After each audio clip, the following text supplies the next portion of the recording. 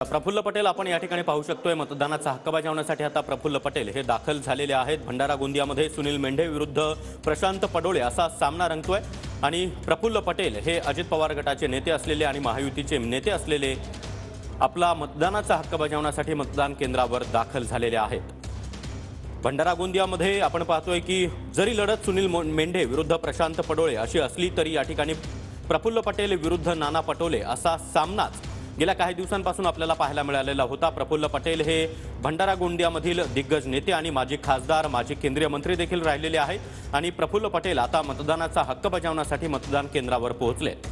तर प्रफुल्ल पटेल हे मतदान करताना आपण पाहू शकतोय त्यांनी या राष्ट्रीय उत्सवामध्ये सहभाग नोंदवत आपला अधिकार आणि कर्तव्य देखील बजावलं।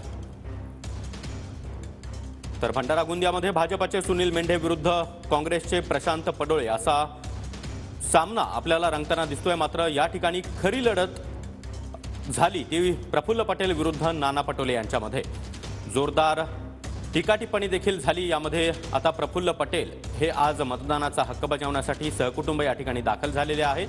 प्रफुल्ल पटेल यांनी आपल्या मतदानाचा हक्क बजावला। तर काही वेळापूर्वीची ही दृश्य आपण पाहतो आहोत। प्रफुल्ल पटेल हे सहकुटुंब मतदान केंद्रावर पोहोचले आणि त्यांनी नाव नोंदवलेलं आहे। त्याचबरोबर या ठिकाणी त्यांनी शाई देखील आपल्या बोटाला लावलेली आहे आणि त्यानंतर त्यांनी आपल्या मतदानाचा हक्क बजावलेला आहे।